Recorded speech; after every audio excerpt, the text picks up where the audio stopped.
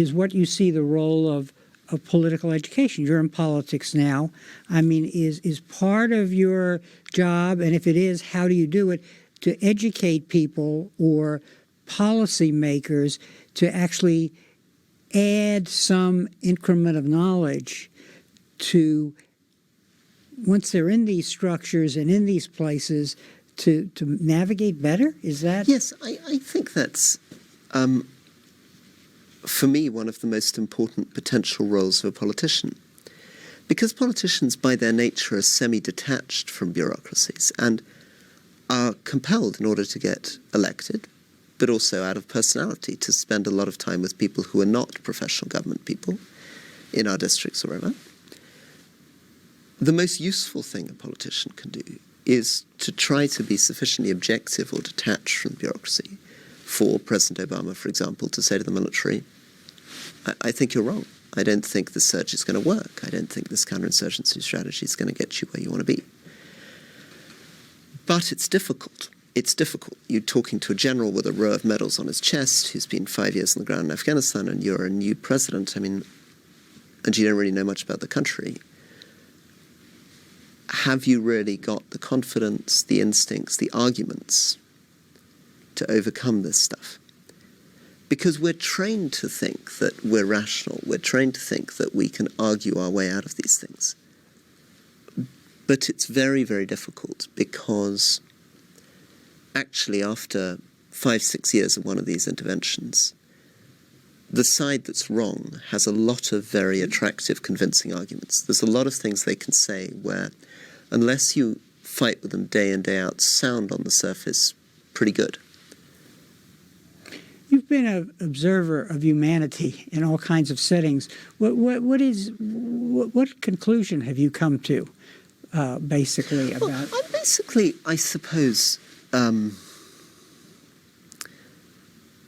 intuitively, generally. I mean, this is a ridiculous generalization, but generally, I'm pretty optimistic about people. I generally feel that you can explain almost anything to people. People get things. I mean, they understand in their everyday lives, and most people I deal with are extraordinary. I mean, in their energies and their compassion and their capacities to do things.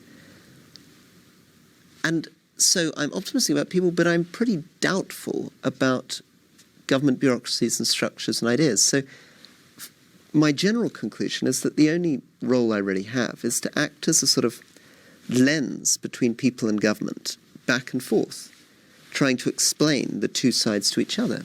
In my country, 87% of people feel politics is broken. 88% think society is broken. I'm conscious, having not always been a politician, that people think politicians are the worst people on earth. I mean, they really think we are corrupt, incompetent thieves, right? And liars. But our salvation, or a very important part of our salvation, has to rely on somehow sorting this out, getting these two sides to understand each other, getting these two sides to challenge each other, getting these two sides to become better through that conversation. So in a way, it's observing and confronting reality, but stripping yourself of the abstract theories and the human passions that prevent you from actually doing that act, and try to draw some conclusion that brings a... Yeah, it can work in a lot of different ways. It could be, for example, that my constituents want to have super fast broadband, live in remote rural communities where the government can't afford to provide it, and are prepared to dig the trench and lay the fibre optic cable themselves. And the government will say, we can't do that. We can't do that for legal reasons. We can't do that for procurement reasons. We can't do that for technological reasons. And you know it's nonsense. You know there's no reason, actually. It doesn't make any sense. Why couldn't the government do this? These people are prepared to do all this work. So a lot of the work of the politician is simply just saying again and again, why? I mean, it's actually almost quite a naive role, being a politician. One final question. Tell us a little about your non-governmental organization, because in Afghanistan, because you're obviously building on all of this experience. Well, that's probably the project which I've been most proud of in my entire life, the one thing that I really, really have loved. And it is a project where we've gone into the northern district of the old city of Kabul, which was a slum. It was 7 feet deep in rubbish in parts. The buildings were derelict and collapsing. 1 in 5 children were dying before the age of 5. Adult life expectancy was 37. And there were beautiful crafts, traditional woodworkers and calligraphers, but they had no students to whom they could pass on their skills. So we went in. I started with 1 employee, so there were 2 of us, and we've built it up to about 600 people working with us now. We cleaned out all the garbage. We've installed water supply, electricity, sewerage. We've repaired over 90 buildings. We've created an institute for training craftspeople. We're beginning to do international exhibitions, sell these beautiful pieces of woodwork or ceramics or calligraphy around the world, or jewelry, and get the money back into the old city to sustain a clinic, a primary school. And I love it. I love it because it's a concrete, real community.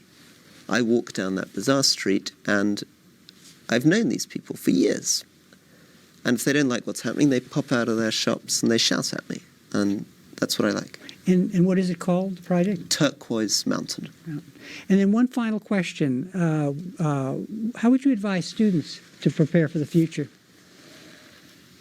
Well, my instinct with that is for them to go abroad and to live in somewhere very different, a small rural community, as a volunteer or like go in the Peace Corps, because nothing is more exciting or important than having in the back of your mind for the rest of your life somewhere very different from where you are as a way of challenging the received wisdom.